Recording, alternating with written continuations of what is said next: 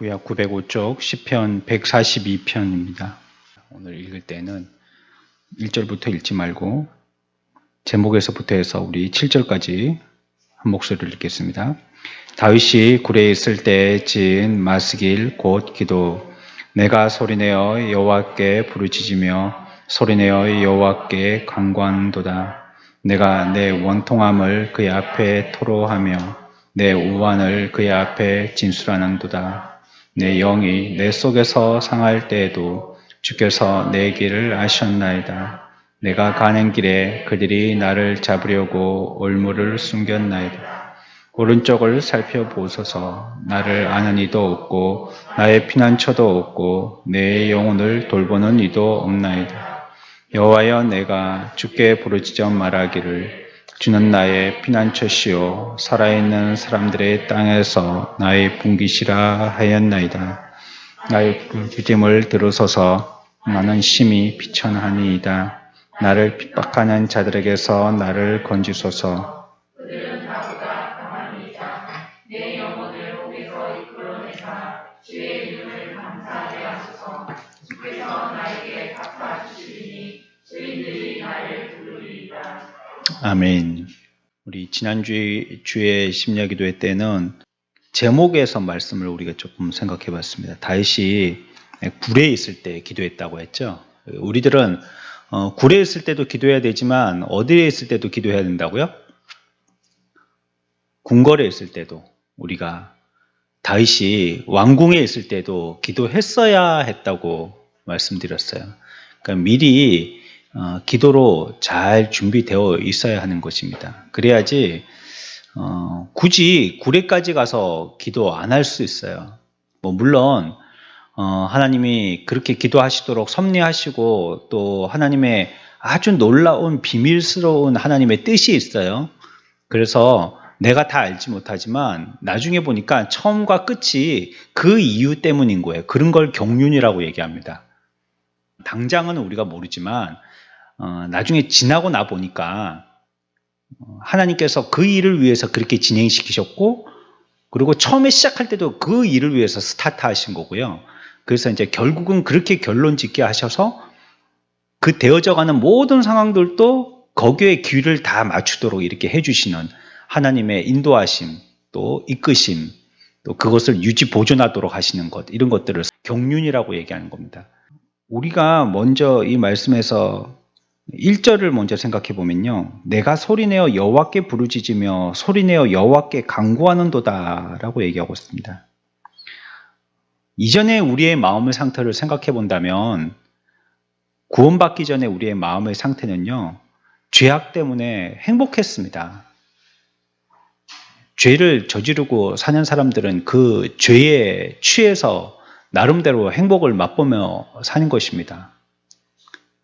돈 버는 사람들은 돈 버는 재미로 살잖아요. 어떻게 돈을 더 굴릴고 하고, 또 그거 가지고 서로 자랑을 하고요. 또 돈이 많이 벌리면 그것 가지고 서로 자기 만족하죠. 요즘 공기업에서 일하는 사람들이 부정을 저질러서 그것 때문에 지금 나라가 뒤숭숭하지 않습니까? 미리 가지고 있는 정보를 가지고 땅을 산다든지 그래가지고 보통 사람들은 접근할 수 없는 그런 정보들이잖아요. 그런데 미리 그들이 그걸 알고 땅을 선점해서 가만히 있어서 이제 차익을 보는 거잖아요. 그렇죠? 그런 것들 때문에 세상이 지금 시끄럽잖아요. 그래서 수사도 하고 있고 또 구속된 사람들도 있고 또 여기 파헤쳐 보니까 또 저기도 날리고 저기 파헤쳐 보니까 여기도 날리고 온 데가 다 그래갖고 난리잖아요. 그 세상 사람들은 그래가지고 좋아하는 겁니다. 그런 거 가지고 내가 돈 많다 어째든지 말이에요. 돈이 많은 게 이 세상에서는 최고잖아요. 특히 자본주의에서는 돈 많으면 모든 게 다 용서가 되니까 말이에요. 돈 있으면 죄 있는 사람도 보석금 내고 빠져나오고, 돈 없는 사람은 보석금도 낼 돈도 없으니까 그대로 구속돼 있어야 되고 그렇잖아요. 그러니까 세상 사람들은 그런 걸로 기뻐하고 즐거워하고 그런 것 갖고 행복해하는 겁니다. 우리가 자꾸 세상을 닮으면 안 되고 세상의 정보에 너무 귀 기울여도 안 좋습니다. 그게 너무 세상 소리에 민감하지 마세요. 그럴 필요가 없어요.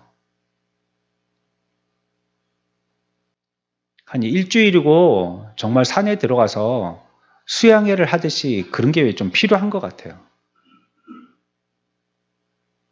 수양회 할 때 그래봤자 2박 3일이었잖아요. 우리 지금까지 하기를. 3박 4일 한 때가 있었나요? 2박 3일 정도만 해도 하고 내려올 때는 아쉽고요. 그리고 계속 말씀 보고 뭐 우리가 거기 가고 뭐 TV 봅니까? 뭐 뉴스 봅니까? 뭐 신문 봅니까? 그런 거 전화 안 하잖아요. 그냥 뭐 계속 말씀 보고 뭐 끽해봐야 뭐 레크레이션 하는 거 그거 말고는 뭐 노는 것도 없죠. 그리고는 뭐 계속 뭐 물소리 듣고 새소리 듣고 성경 읽고 말씀 듣고 또 기도하고 계속 그거잖아요. 그거 한 2박 3일 뭐 그렇게 하고 내려오니까 그래도 좀 사람이 좀 경건해지는 이런 기분이 들고 그래갖고 세상에 내려오면 집에 와서 조금 낯설죠. TV 켜는 것도 좀 낯설고 지나다니는 버스 보여지는 것도 낯설고 좀 그러죠. 그게 좀 우리에게 많이 스며들어서요. 우리의 그게 정서가 되고 또 우리는 그런 사람이 좀 돼야 되는데 우리는 세상에 너무 많이 노출되어 있다 보니까 그런 것들에 대해서 익숙하지 않은 게 익숙해져 버렸어요. 이제 영적이지 않은 게 익숙해져 버렸단 말이에요. 그래서 그것을 당연하게 생각하고 살고 있어요. 세상에 들어오는 정보들을 하나도 거르지 않고 다 듣고 또 하나님의 말씀은 꼴랑해야 일주일에 몇 번 가가지고 그것도 뭐 짧게 1, 20분 듣고 그리고 우리는 또 일주일을 사는 걸 당연하게 생각하는 이런 세상의 삶을 살고 있습니다. 이렇게 구원받기 전에 죄악에 대해서 행복해하는 것은요. 무감각하고요. 죄에 대해서도요. 또 죄가 무엇인지에 대해서도 부주의하고요. 또 그 죄에 대해서도 아무 생각이 없어요.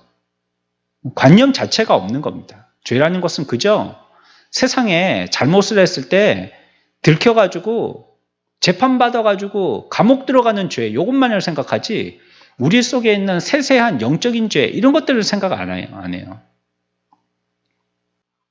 그러나 우리는 어떻게 됐다라고 얘기하냐면 오늘 우리가 읽었던 말씀에서 우리의 형편을 얘기할 때요. 우리가 체포됐다라고 이렇게 얘기하는 거예요. 체포됐다고. 죄를 지으면 체포되잖아요. 여러분들 체포되신 분 한 번도 없죠. 저도 다행히 뭐 체포돼 본 적은 없습니다. 경찰서로 몇 번 가본 적은 있었었는데, 전에 보니까는 누가 제 이름을 가지고 뭐 보이스피싱을 해가지고 어떤 사람이 한 100만 원을 손해를 봤어요. 제가 전화했다는 거예요. 그래가지고 그 사람이 확인도 안 되고 제가 또 그때 또 전화를 꼭 그럴 때는 보면 전화를 못 받는단 말이에요. 그래갖고 저가 전화했는지 확인을 못 하고 이러니까 그 사람이 확인도 안 하고 그냥 돈을 붙여버렸어요. 그래갖고 뭐 경찰서에 같이 가갖고 뭐 조서 쓰고 뭐 조사하고 그러고 나온 적이 있었었는데 우리들은 이런 일들 안 당해야 되겠지만 성경에서는 우리가 체포됐다라고 얘기하는 겁니다. 그걸 뭐라고 표현하고 있냐면요. 다윗이 굴에 있을 때 이런 식으로 표현하는 겁니다. 우리가 체포됐다고 얘기하는 거예요. 하나님께 체포되어서 지금 굴에 갇혀 있다고 얘기하는 겁니다. 이 굴이라는 거는 예전에 그런 곳이었거든요. 죄인들을 잡아 가두는 곳이 굴의 역할이기도 했었어요. 요즘에는 뭐 제가 며칠 전에도 어디 간다고 지나가면서 마산 교도소 옆을 지나가게 됐는데 교도소 이제는 많이 좋아졌어요. 뭐 물론 거기에 수용 인원은요. 뭐 정원이 100이라면 100을 좀 넘어요. 뭐 112나 이 정도 돼요. 우리나라가. 그러니까 한 방에 10명이 들어가야 되면 한 11명이나 12명 정도 들어간다는 거죠. 좀 포화 상태라는 말이죠. 하지만 예전에 비하면 굉장히 좋아졌죠. 좋아졌고 뭐 시설도 그렇고 또 처우 개선도 그렇고 많이 좋아졌다고 들었어요. 제가 거기 가서 뭐 예배 드렸을 때도 보면 그들의 삶에 뭐 물론 이렇게 갇혀 있는 사람들이기 때문에 뭐 밖에 있는 사람들하고는 이렇게 완전히 절대적인 비교를 할 수 없는 것이지만 그래도 생활의 삶을 보면 많은 부분에서 뭐 갇혀 있는 것 말고는 여러 가지 자기들에게 자유도 주어지고 그런 것들을 얘기도 듣고 그랬었거든요. 그렇지만 예전에는 어땠냐면 깜깜한 동굴 가운데 아주 습한 데죠. 동굴은요. 빛도 안 들어오고 겨우 한 줄기 빛이나 들어올까. 그런 데다가 죄인들을 가두어 놨었어요. 아니면 아예 자연 동굴이 아니면 땅굴을 파서요. 굴을 파가지고 거기다가 뭐 땅에다가 건물을 짓고 그 지하를 파고 막 이래가지고 그 굴에다가 죄인들을 넣었단 말이에요. 그러니까 거기 가서 병 걸려서 죽는 사람들이 많았었어요. 그 환경 자체가 뭐 해도 잘 안 들고 이러니까. 그러니까 그런 데서 병 걸렸고 제대로 뭐 영양도 공급이 잘 안 되고 이러니까 그래서 죽은 사람들이 많았단 말이에요. 굴이라는 데가 그런 의미라고 우리들에게 지금 말씀되고 있는 거예요. 하나님 앞에 이전에 우리들이 죄를 탐닉하고 죄를 기뻐하고 그게 무감각하고 이게 죄인지 아닌지도 모르면서 죄를 갖다가 좋아해서 살던 우리들이 이제 하나님께 딱 잡혀가지고요 동굴에 갇혀버리게 되어진 거예요. 동굴 감옥에 딱 갇히게 되어진 거예요. 다윗이 굴에 있을 때 이렇게 얘기하고 있습니다. 굴에 갇혀 있으면 어떻게 되죠? 도망칠 수도 없고 평안도 없고 그 속에는 뭐 빛도 없고 그렇습니다. 공기의 흐름도 잘 느끼지 못하고 그런 데가 동굴인 거죠. 이럴 때 다윗이 무엇을 했느냐? 이제 그게 1절의 말씀입니다. 하나님 앞에 체포되어서 동굴 가운데 있을 때에 다윗이 무엇을 했느냐? 내가 소리내어 여호와께 부르짖으며라고 한 것입니다. 분명하게 얘기하고 있는 것은요. 첫 번째로 다윗이 한 일은 하나님께 호소했다라고 분명하게 얘기하고 있어요. 하나님 앞에 붙들렸을 때 무엇을 했느냐? 하나님께 기도한 것입니다. 오늘날 사람들이 하나님 앞에 붙들리지만요. 하나님 앞에 호소하는 경우를 잘 못 봅니다. 하나님 앞에 붙들렸는데 뭘 하느냐? 빠져나오려고 인간의 꾀를 써요. 그 동굴을 빠져나오려고, 그 탈옥하려고요. 그 동굴에서 탈옥하기 위해서 인간의 꾀를 쓰더라는 거예요. 자기의 가진 방법을 다 씁니다. 하나님께 호소해보려고 생각을 잘 안 해요. 어떻게든지 뭐가 사건이 일어났다. 그러면 첫 번째 생각되는 게 이성이 발동됩니다. 그냥. 어떻게 해야 되지? 이렇게요. 아니면 감정적으로 격해져가지고 막 흥분해가지고요. 막 땅이 꺼지듯이 그 일을 가지고 낙담을 하든지 아니면 감정적으로 화가 나가지고 그걸 주체 못해가지고 뭐 다른 사람한테 불평불만을 하든지 아니면 나의 어떤 화를 갖다가 끌어부을 수 있는 쓰레기통에 사람들의 대상을 찾든지 그렇게 하는 겁니다. 그 목표가 딱 만들어지면 그 사람 앞에다가 막 쏟아붓는 겁니다. 오늘날 보세요. 뭐 SNS 같은 데에서 한 사람의 잘못이 있으면 그 사람한테 얼마나 상처 주는 그런 댓글들 많이 다는지 말이에요. 속에 있는 생각들 얼굴을 보고는 말하지 못하는데 누군지 익명으로 하다 보니까 자기 속에 있는데 그거는 드러내면 안 되는 말인데 막 해대는 거예요. 얼마나 지나친 말들을 많이 합니까? 그건 그냥 생각만 하고 그것도 확 지나가든지 아니면 쏟아부어야 할 말들이고 생각들인데 그걸 그대로 글로 표현한다는 말이에요. 글은 조심해야 되는 겁니다. 글은. 말은 하고 지나가 버리지만요. 글은 그대로 남는 겁니다. 결국은 그 글에 자기가 발목 잡힐 수 있어요.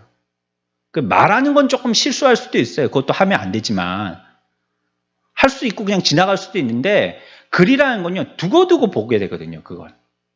그렇기 때문에 그 글을 한자 쓴다 할 때는 굉장히 신경이 쓰이는 겁니다. 그게 얼마나 많습니까? 그런 사람들이 막 퍼붓는 겁니다. 자기 속에 있는 막 대상을 찾았다 싶으니까 그 사람하고 나하고 뭐 특별하게 관계도 없는데 그 사람 앞에 내가 가지고 있던 숨겨놨던 눌려놨던 이런 이성적인 그런 감정들을 갖다가 아주 야수와 같이 다 쏟아 부어버리는 거예요. 그 사람한테. 동물적이 되는 거죠. 그 사람이 그때는. 이르기가 쉽죠. 하나님 앞에 나와서 호소하지 않더라는 것입니다. 하나님 앞에 간구하고 기도하고 하나님 앞에 요청해야 되는데 그렇게 잘 안 하더라는 것이에요.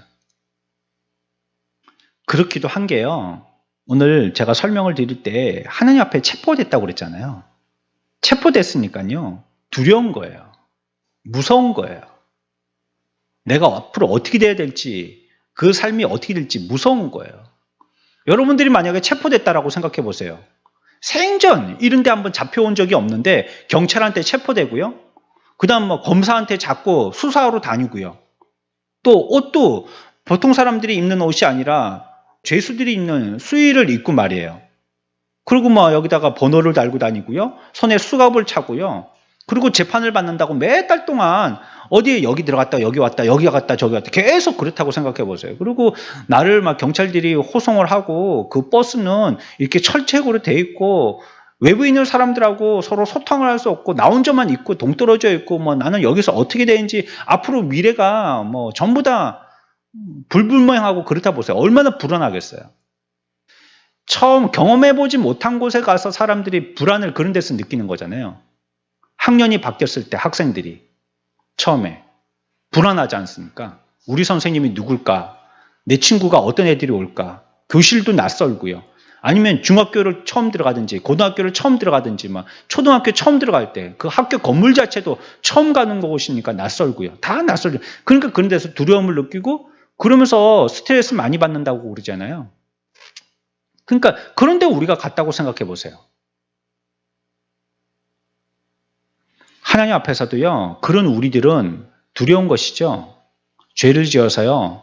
우리가 이전에 죄 지었던 이런 모습 가운데 하나님 앞에 딱 붙들려 있게 되니까요. 이제 도망 못 가게 딱 하나님의 동굴에 감옥 속에 딱 붙들리게 되거든요. 그러면 우리는 두렵습니다. 내 앞이 이제 어떻게 될 것인지에 대해서 아주 미래가 불확실하니까요. 두려움에 빠지게 되는 것입니다. 그러나 성경은 우리들에게 현재에 있는 이 어둠에서 벗어나려면요. 기도해야 된다라고 얘기하는 겁니다. 먼저 우리들이 해야 될 것은 다윗과 같이 호소해야 된다. 내가 소리내어 여호와께 부르짖으며 소리내어 여호와께 간구하는도다라고 얘기하고 있습니다.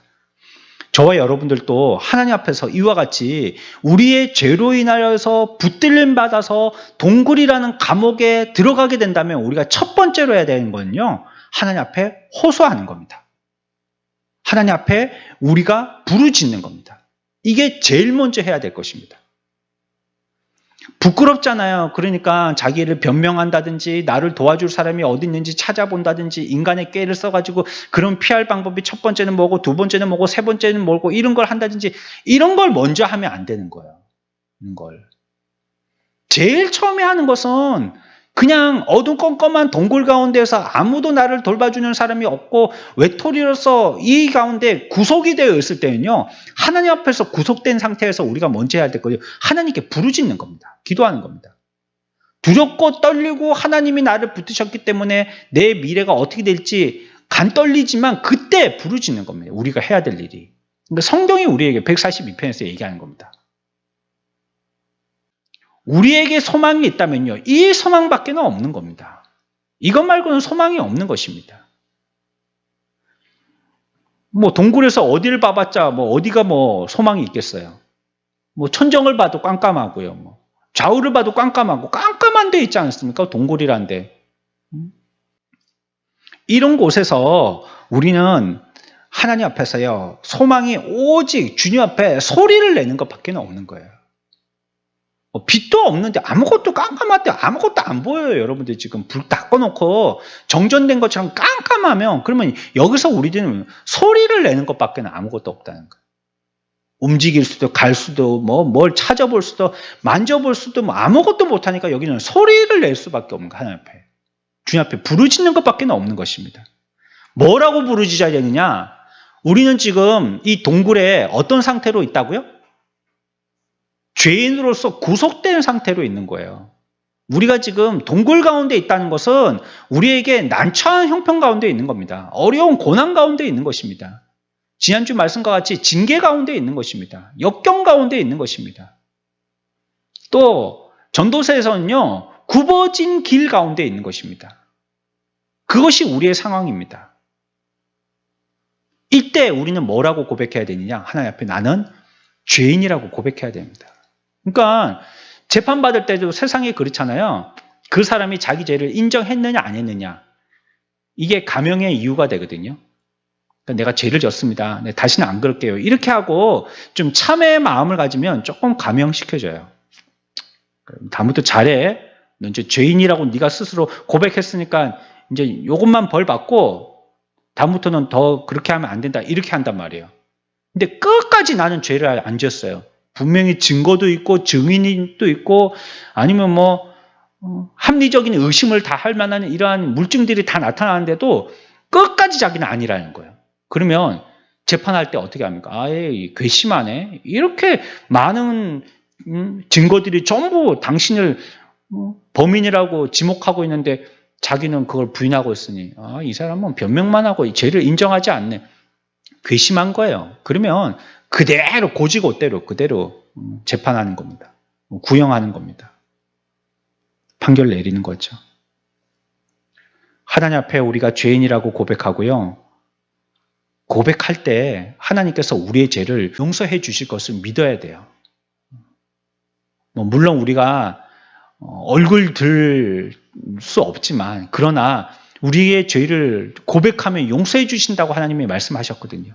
그러니까 그때라도 내가 동굴의 감옥 가운데 있다는 것을 깨닫게 된다면 그때 하나님께 간구하여서요. 용서를 구해야 돼요. 용서해달라고 해야 되는 것입니다. 그리고 하나님을 보고 기도해야 되는 것입니다. 어떤 사람들은 그렇게 기도하는 사람들 봤습니다. 거의 믿음으로 기도하지 않는 사람들 말이죠.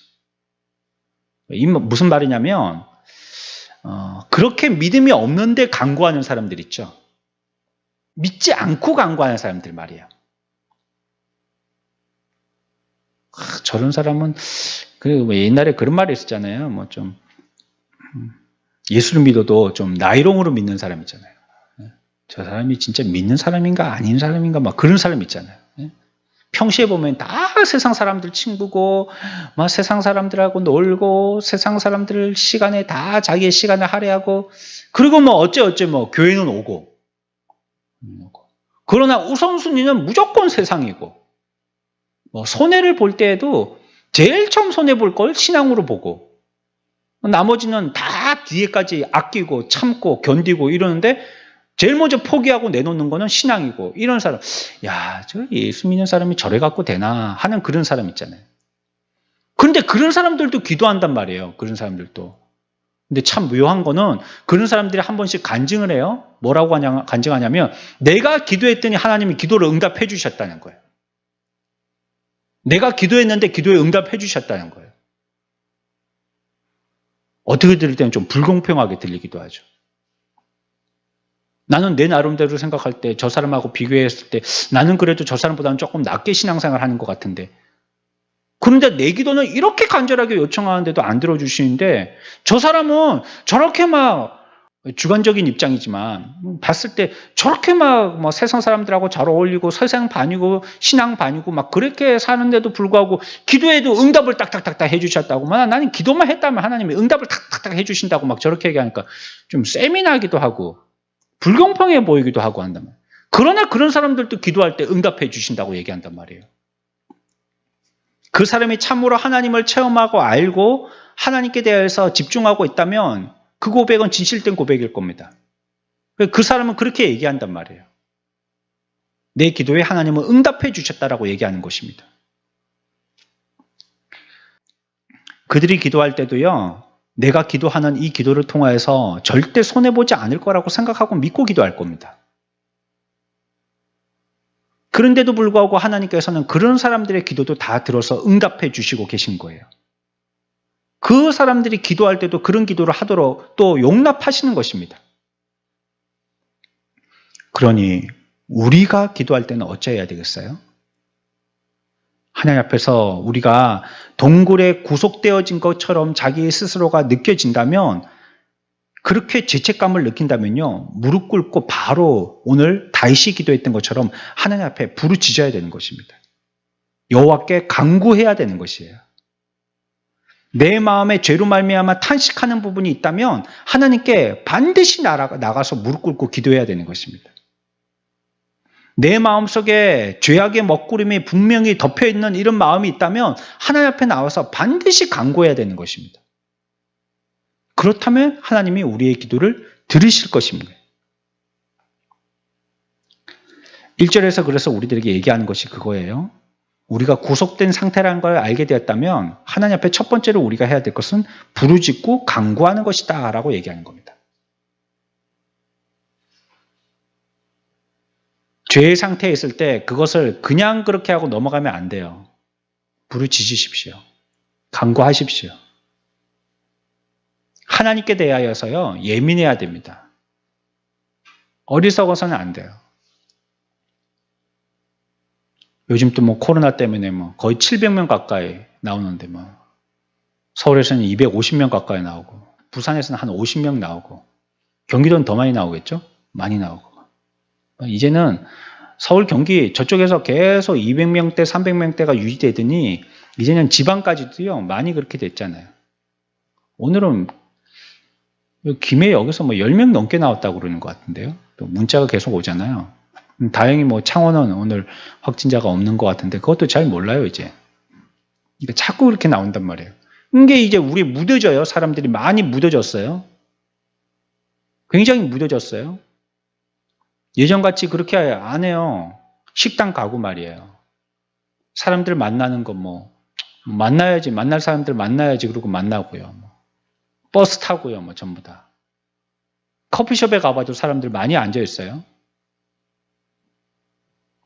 그리고 뭐 여기저기 식당들 예전과 같지 않아요. 이제 손님들이 조금 오는 것 같아요. 그리고 뭐 뉴스 같은 걸 봐도 이제 조금 세계에서도요 어떤 경기 부양책 이런 것들 뭐 이런 재난지원금 이런 게 효과를 봤다면서 조금씩 이제는 경기가 회복되는 것처럼 또 우리나라는 뭐 이제 2% 이 정도뿐이 안 되지만 다른 데는 뭐 50% 넘게 예방주사 맞은 사람들도 있고요.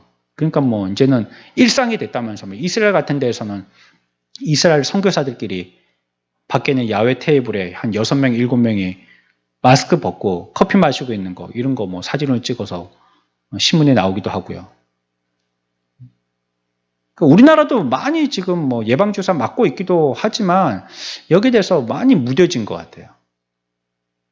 그렇고 이제 이게 일상이 됐잖아요. 이것처럼 우리들도 말이죠. 이 죄악에 대하여서 자꾸 무뎌지는 사람들이 될까 그게 두렵습니다. 하나님이 분명히 우리가 기도해야 될 기도 제목 가운데 하나가 그것이에요. 하나님이 분명히 교회를 향하여서 이 일에 대한 이유가 있으실 텐데 우리가 처음에는 그것을 간직하고 기억했다가 이제는 그것이 예사가 돼서 흐려지는가 싶은 거예요. 그리고 그것을 통한 갱신이 없다면요. 이거는 헛일한 거잖아요. 우리가 시간 보내고 1년이라는 시간 동안 하나님은 계속 우리들에게 말씀하시는데 우리가 거기에 대해서 제대로 못 배웠다면 1년이라는 시간을 갖다가 허송세월 보낸 거거든요. 우리들은. 우리의 예배가 어떻게 갱신돼야 될 것인지 우리 생각해야 됩니다. 참으로 성경이 얘기하시는 것처럼 요한복음의 말씀과 같이 우리가 정말로 진리와 성령으로 예배하고 있는지 우리의 예배에 우리 스스로 자문해 봐야 돼요. 정말로 성령이 하시는, 성령이 기뻐하시는 방법대로의 성령의 예배인지 우리는 진리의 말씀으로 예배하고 있는지 우리들은 그런 태도로 지금 예배에 임하고 있는지 말이죠. 이런 모습들이 우리들에게 발견돼야 되는데요. 자꾸 무뎌지니까요. 우리의 삶도 자꾸 무뎌지고 이 신앙의 모습도 자꾸 무뎌지니까요. 그러니까 우리는 더 간구 안 하게 되더라는 거예요. 기도. 교회 모여서 예배 안 드리는 것이 일반화가 되다 보니까 말이에요. 그래서 이제는 어디에다가 등록하지 않고 교회 예배 드리는 게 당연하게 생각하고 있어요. 그 아무 양심의 가책이 없는 거예요. 이번에 교회 홈페이지에 주기철 목사님 간증에 대한 짧은 드라마를 갖다가 올려놨습니다. 그거 한번 여러분들 보십시오. 그분이 어떻게 신앙생활 하셨는가. 그 옛날 옛적대 얘기, 고리타분한 얘기라고 그냥 넘어가지 마시고 잘 들어보세요, 한번. 어떤 선교단체에서 유튜브에다가 그런 걸 갖다가 이제 올려놓은, 간증 같은 걸 올려놓는데 그분들이 어떻게 신앙생활 하셨는지 보시란 말이에요. 다른 사람들은 전부 다 신사참배는 뭐 국가에 대한 예의지 그게 우상숭배가 아니라고 뭐 총회에서 결의를 하고 그럴 때 그 작은 교회 일개 목사가 아니다라고 이렇게 얘기한다는 게 그게 쉬운 게 아니잖아요. 가족을 협박하고 가족 죽이겠다고 그러고 막 그러는데 그거 신앙을 그대로 굽히지 않고 한다는 게 그게 어려운 거잖아요. 우리도 이런 시대에 우리의 신앙이 어떤 것이 바른 신앙인가 바르게 알고 그걸 지켜나간다는 것은요. 잠들어 있는 자들은 모르는 겁니다. 뭐 이게 병이니까 그렇지 어쩔 수가 있겠나. 코로나 지나가면 코로나가 언제 지나간단 말이에요. 지나가서 예수 믿는다는 소리는 그거 하기 싫다는 소리입니다. 그때 믿어야죠. 그때. 고난의 때가 지금 우리가 예수를 믿고 간증해야 될 때인데 우리의 신앙을 고백해야 될 때가 이 어려움의 때에 고백하는 거잖아요. 이거 피하고 저거 피하고 이날 지나가고 저날 지나가고 언제 믿는다는 거예요. 평화는요. 이 세상에는 없어요. 천국 가야 있는 것이지. 언제 믿는다는 거예요. 천국에 가서 뭘 믿어요 믿기는. 천국 가서 예수 못 믿습니다. 더 이상 믿을 기회가 없어요. 천국은. 근데 우리들은 이런 고난의 때에 다 이렇게요. 이제는 한 1년 지나고 나니까 허리띠가 풀려져 가지고요. 뭐 어쩔 수 없는 거 아니냐고. 이런 때는 전도도 할 수 없고 기도도 할 수 없고 예배도 드릴 수 없고 모일 수도 없고 할 수 없는 거 아니냐고요. 그러면서도 사람 만나고 식당 가서 밥 먹고는 다 한단 말이에요. 나라에서 하는 것도 그 모양이고. 학생들 학교 가고 급식하잖아요. 매일같이 밥 먹잖아요. 매일같이 학교 가잖아요. 교회는 일주일에 한 번 오잖아요. 근데 교회에선 밥 먹으면 안 된대요. 절대 안 된대요. 전부 다 마스크 하고 계시잖아요, 여러분들이. 또 앉을 때도 떨어져 앉아 계시잖아요. 목양실에서 저번에 부활절 때도 혹시 뭐 목양실에 들어와서 계란 드실까 싶어 하고 막 계란 엉금 붙여놓고 막 저는 그랬습니다. 들어와서 드시지 말라고. 우리도 뭐 지킬 건 좀 지키고 얘기해야 되니까 말이죠. 손소독도 하시고 여러분들 조심하고들 계시잖아요. 세상은 이만큼 안 한단 말이에요. 이 정도의 반도 안 하는 데도 많습니다. 우리는 들어오고 나오고 전부 다 저기 기록하죠. 여러분들은 안 하는 것 같지만 다 저기 기록되고 있어요. 여러분들 누가 오셨는지 체온이 몇 도인지까지도 재고 있잖아요. 새벽기도 오신 분들도 다 제가 지금 기록하고 있습니다. 마치고 나서 올라가서 책상에 앉아갖고 다 체크하고 그러고 막 2주만 지나면 또 프린트해서 저 주고 그러면 또 체크하고 프린트해서 주고 그러면 또 체크하고 계속 체크하고 있잖아요. 여러분들도 스스로 뭐 조금만 열이 나거나 기침이 나면 전화가 와서 목사님 출석할까요? 막 여러분들이 조심하는 거잖아요. 지금 세상은 그렇게 안 하거든요. 지금 회사에 모여가지고 자기들끼리 뭐 회식하고 안 보이게 안 걸리게 그 많이 합니다. 지금 자기들끼리 술 마시고 노래방 가고 그러다가 지금 막 확산되고 대중교통을 어떻게 맞을 거예요? 서울 인구가 지하철을 통해 하루에 700만, 800만이 탄다는데 거기서 감염된 걸 어떻게 확인할 거예요? 그런 거 못 막아요. 그런 거는. 방법이 없어요. 지하철을 운행 안 시키는 것 말고는 없잖아요. 그런데 교회에서는 모여서 예배드리면 안 된다는 거예요. 그래서 예전은 어떤 사람들은 교회 안 가고 교회에 대해서는 자기들과 상관없다라고 생각했는데 이제는 어떻게 되냐면 교회는 자기의 적이라고 생각해요. 사람들이. 이제 싫어하는 거예요. 적극적으로. 이게 나라가 일조를 하고 있습니다. 이게 교회에 대해서 지금. 제가 무슨 정당 얘기하는 거 아니에요. 지금. 우리나라가 잘못하고 있는 거 꼬집는 거지. 이거 뭐 유튜브 올라와도 괜찮아요. 이러고 있으니 이게 공평하지 않은 걸 교회가 편파적으로 하는 거예요. 세상이. 교회에 대해서. 근데 어쩌면 그건 당연해요. 세상은 자기들끼리 편이거든요. 평안할 때는 아무것도 아닌 것 같죠. 교회 편대로 주는 것 같죠. 막 목사님 안녕하세요 막 하고 막 교회가 있군 막 이렇게 얘기하죠. 문제 생기면요. 자기들끼리는 한 편이 됩니다. 원래 세상은 한 편이에요. 그래 보여도. 이런데 우리까지도 그러고 있단 말이에요. 우리까지도. 성도들까지도. 그래 세상의 말이 맞아. 세상의 기준이 우리의 신앙의 기준이야. 그들이 얘기하는 게 우리의 표준이지 지금 우리가 잘못하고 있는 거야. 이건 어떤 영적인 잘못을 얘기하는 게 아니고요. 세상 사람들이 얘기하는 거 그걸 삼아갖고 우리도 똑같이 얘기하고 있는 거예요. 그들이 우리의 신앙의 갈 길을 제시해 준다라고 얘기하고 있고 고백하고 있는 거예요. 어떤 종교에서도 그렇고 저런 종교에서도 그러니까 우리 기독교에서도 그래야 되는 거 아니냐고. 아니 그러면 예수 믿고 구원받는 거 말고도 다른 구원의 길이 있다라고 얘기해야죠. 다른 종교에서 얘기하는 게 맞고 그게 기준이라면 우리들도 다른 사람들이 얘기할 때 아 맞아요 뭐 거기에 가도 다 구원이 있어요. 이렇게 얘기해야 될 거 아니에요. 이럴 때라도 우리가 하나님 앞에 간구해야죠. 우리가 지금 허리띠 풀어놓고 이렇게 낮잠 자고 있을 시간이 아니에요 지금. 훨씬 긴장감이 떨어지잖아요. 그러니까 죄라는 것은 빨리 떨쳐버려서 깨닫지 않으면요 익숙해지게 됩니다. 죄는 익숙해져요. 한 번 죄 지을 때가 힘들죠. 두세 번 죄 지을 때는 예사가 됩니다. 주일 한 번 빠질 때가 힘들죠. 두세 번 빠지면 그거 목사님 얼굴 보는 것도 미안하지도 않습니다. 나중에.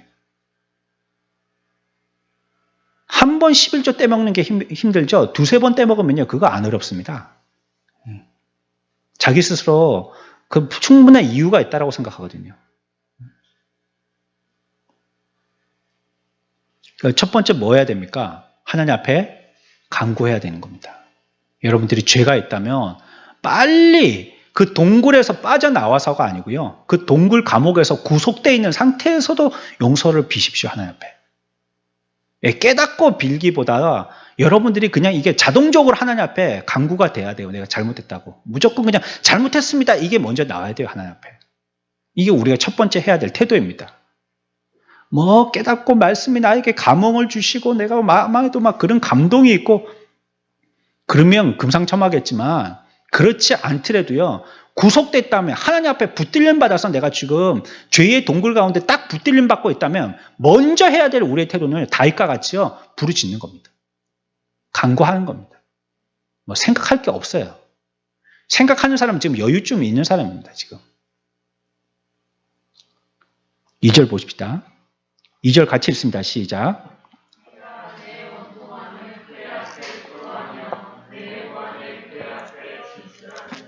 아멘. 두 번째 할 때는요. 하나님 앞에 우리의 원통함을 갖다가 토로하며 이렇게 얘기하고 있잖아요. 속에 있는 것을 갖다가 충분히 설명하고 표현해내는 걸 얘기하는 것입니다. 내 우환을 그의 앞에 진술하는도다 설명하는 것이잖아요. 사람들은요. 누구든지 다 자기의 마음속에 있는 얘기를 누구에게인가 하고 싶어들 해요. 다. 그런데 그 표현을 낯설어서 못하는 사람도 있고요. 부끄러워서 안 하는 사람도 있고요. 이전에 어떤 사건이 있었기 때문에 못하는 사람도 있어요. 그러나 누구나 내성적이고 외향적이고를 떠나서 다 속에 있는 걸 얘기하고 싶어들 해요. 그래서 친한 친구들 만나면 그렇게 막 얘기가 나오잖아요. 술술술술 말이 나오잖아요. 또 부부 가운데에서도 막 그렇게 서로 대화가 잘 되는 부부들이 있잖아요. 막 있었던 일들 얘기하고 남편 또 회사의 일 얘기하고 막 그런 사람들도 있잖아요. 말 안 하는 사람들은 어쩌냐?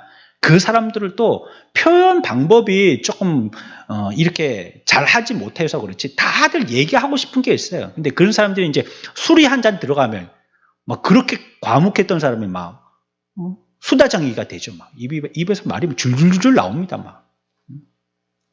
다들 그런 마음이 있어요. 때로는 우리가 고뇌로 인해 가지고 형제들에게 우리의 슬픔을 얘기할 수 있어요. 우리 그리스도인들 형제들에게 말입니다. 집사님 내 얘기 좀 들어보소 하고 그 집사님 전화기 붙들고 얘기할 수 있어요. 그게 나쁜 것은 아닙니다. 하지만 그렇다고 그게 좋은 방법도 아닙니다.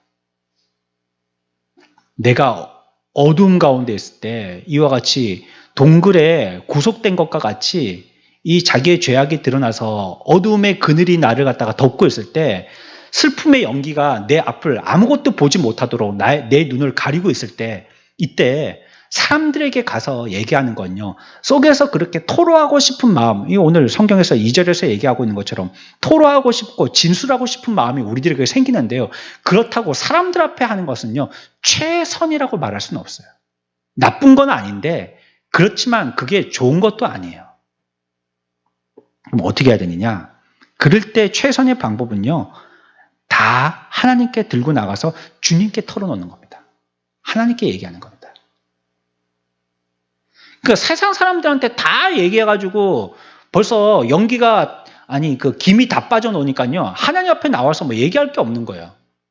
얘기하면서 사람들한테 위로 다 받았거든요. 벌써. 얘기하면서 다 나름대로 이성적으로 정리가 됐거든요. 아, 그러면 이걸 처리하고 저거를 갖다 피해야 되겠다. 다 얘기해 놓은 거 사람들하고 만나가지고 사람들끼리.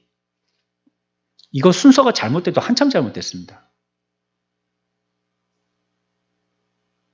먼저가 하나님께 나와가지고 오늘 뭐라고 그랬어요? 내 원통함이 있을 때 그 원통함을 갖다가 얼마나 사람들한테 얘기하고 싶겠어요? 원통하니까. 자기가 억울하니까 억울한 걸 얼마나 얘기하고 싶겠어요? 1인 시위라도 하고 싶겠잖아요. 1인 시위는 불법이 아니거든요. 어디서든지 할 수 있습니다. 관공서 안에만 들어가지 않으면. 길가에서도 할 수 있어요. 그건 법적으로 보장받는 거예요. 여러 사람들이 무리를 모아서 뭐 이렇게 시위하는 건요 허가가 돼야 되지만 1인은요 아무 때나 할 수 있는 거거든요. 가끔씩 보면 뭐 법원이나 검찰청 앞에 대해서 이렇게 막 큰 피켓 들고 시위하시는 분들 있잖아요. 그렇죠? 아 이런 거라도 하고 싶은 거예요. 나는 억울하니까 너무 억울하니까 말이에요. 너무 억울하니까. 그러니까 이제 사람들에게 찾아가는 거예요. 내가 이래서 이랬다, 저래서 저랬다. 그 에너지를 모으셔야지 돼요, 좀. 그 에너지를 주님께 와서 그분께 쏟아부어야 되는데, 그래야지 절정이 되는 것이고, 그래야지 그것이 최선이 되는 것인데, 세상 사람들한테 다 얘기해요. 세상 사람들이라고 얘기해서요, 오해하지 마십시오. 우리 그리스도인들끼리 이런 걸 말하는 겁니다. 성도들끼리. 우리끼리. 다 얘기해 놓고요. 그러니까 하나님께 얘기할 필요가 없어요, 이제는. 그 사람한테도 위로를 받고 내 스스로도 얘기하면서 뭐 무슨 말인지 마음에도 정리가 되고 그러니까 하나님 앞에 얘기할 필요가 없는 거예요. 그냥 기도라고 하는 거는 형식적으로 하는 거죠. 엎드려가지고. 아, 그분이 얘기하신 대로 그렇게 하면 되겠다. 얘기하다 보니까 그 사람이 그런 소스를 주던데 그렇게 하면 되겠지. 이렇게 하는 거예요. 그러면 안 됩니다. 여러분 잘 기억하십시오. 이거 여러분들 여러 번 배우셨겠지만요. 절대 그렇게 하면 안 됩니다. 먼저 하나님 앞에 엎드려야지 돼요. 아무리 그 사람이 서양 사람들은 굉장히 합리적이고요. 그 사람들은 어떤 일들을 할 때에 합리성을 따지죠. 합리성을 따지고 그것이 과연 그 이론에 맞는가 뭐 이런 것들을 따지는데 우리나라 사람들은 동양 사람들은 좀 경험적이고요. 감정적이고 좀 그렇거든요. 그러니까 이걸 뭐 신중하게 본다든지 그렇게 못하는 거예요. 그러니까 우리가 기도할 때도 그렇습니다. 그런 일들이 생겼을 때 동굴에 구속되는 것과 같은 이런 일들이 당하게 되어지면 이성을 발동하려고 한다든지 감성이든지 동양인들과 같이 자기가 이전에 어떤 경험을 했던 그 경험을 발동하려고 한다든지 자꾸 그런 걸 활용하려고 하죠. 하나님 앞에 나와서 먼저 간구하지 않는 거예요. 그리고 하나님 앞에 기도해서 하나님에게 응답을 얻었으면 그것 가지고 끝까지 믿고 나가야 돼요. 중간에 자꾸 생각이 이랬다 저랬다 바뀌면 안 돼요. 그러면 나중에 자기 스스로 보기에도 부끄러움을 당하게 됩니다. 하나님이 딱 응답 주셨으면 그거 딱 붙들고 나가야 돼요. 어떤 분이 뭐 자기 응답 받으셨다고 나한테 막 설득을 하시는 분이 계시던데 그 자기가 응답 받았으면 그거 딱 밀고 나가는 겁니다. 이런 위기 가운데서 자꾸 사람에게 가고 이거 물어보고 저 사람에게 가고 저거 물어보고 막 그러면요. 우리에게 주신 양심도 제대로 판단 못하게 되고요. 그리고 하나님의 영감성도 거기서 딱 떨어지게 됩니다. 먼저는 하나님께 간구하는 겁니다. 먼저는. 전에도 그렇게 말씀드린 적이 있을 거예요. 하나님께 기도하는 것이 제일 먼저고 그래도 모르겠거든. 그러면 목사를 찾아오는 겁니다. 목사가 그렇다고 뭐 점쟁이가 아닙니다. 그러나 성도들끼리 서로 의논하는 것보다는 목사 찾아오는 게 훨씬 낫습니다. 근데 이렇게 저한테 찾아오시는 분이 잘 없는 거 보면요. 그것 가지고 하나님 앞에 간구하는데도 우선순위가 잘못될 가능성이 굉장히 많은 거예요. 여러분들이 그런 일을 당했을 때 말이죠. 저는 그런 소식을 후문으로 듣거든요. 그분이 직접 찾아와서 저한테 이런 상담한 내용이 있습니다 하고 직접적으로 그렇게 질문하시는 분이 잘 없거든요. 근데 어찌어찌 그 일이 그리 됐더라. 이런 얘기를 듣고서야 알게 되더라는 거예요. 그건 두 번째입니다. 두 번째. 최선이 아니고요. 첫 번째는 하나님께 오는 겁니다. 하나님께 위해서 하나님께 간구해야 돼요. 그래서 하나님께 응답받아야 돼요. 주님께. 그때까지 뭐예요? 계속 간구하는 거죠. 기도하는 거죠. 동굴에 갇혀갖고 뭐 하겠습니까? 소리 내는 것밖에 없다고 그랬잖아요. 계속 간구하는 거 말고는 방법이 없어요. 뭐 다른 길이 없어요. 동굴에 꽉 막혔는데 어디로 도망간단 말이에요. 여러분들이 어떻게 죄를 지었는지 경찰 앞에 조서 쓰듯이 여러분들의 죄에 대한 경위를 다 설명하십시오. 하나님께. 주먹kok으로 대충 넘어가려고 하지 말고. 사람들의 성향이 그런 것 같습니까? 저를 포함해서. 잘못이 있으면 자꾸 피하려고 합니다. 외면하려고 합니다. 직면해서 문제를 해결하려고 안 하고. 그러나 하나님 앞에서는요, 더 이상 못 가도록 감옥에 딱 가둬놓는 때가 있단 말이에요. 그때는요, 어디 뭐 빠져나갈 군형이 없습니다. 그때는 어떻게 해야 되느냐? 그냥 하나님 앞에 다 진술하는 수밖에 없습니다. 오늘 말씀에 2절이 뭐라고 했어요? 진술하는도다 했잖아요. 다 설명해야 됩니다. 뭐 어째 됐습니다. 결과만 퉁치고 얘기하지 말고 과정이 어째 돼서 그렇다는 거 다 얘기해야 됩니다. 하나님 앞에. 내가요 뭐 이 잘못을 저질렀고요. 저 사람 사기쳤고요. 내가 이런 미운 말 했고요. 이렇게 시기했고요. 그래가지고 저 사람한테 저렇게 서로 갈라놓는 말 했고요. 또 말이라고 단어라고 쓴다는 게 고작 그런 말뿐이 못 썼고요. 내가 다 얘기해야 됩니다. 하나님 앞에. 내 스스로의 죄를 다 진술해야 되니까 퉁치고 지나가지 말고. 진술할 때 보십시오. 경찰서에 가서 쓸 때 꼬치꼬치 다 쓰라고 합니다. 빼놓지 말고 다 쓰라고 합니다. 근데 우리는 하나님 앞에 기도할 때 하나님 아시겠지요? 하고 그냥 아멘하고 일어난단 말이에요.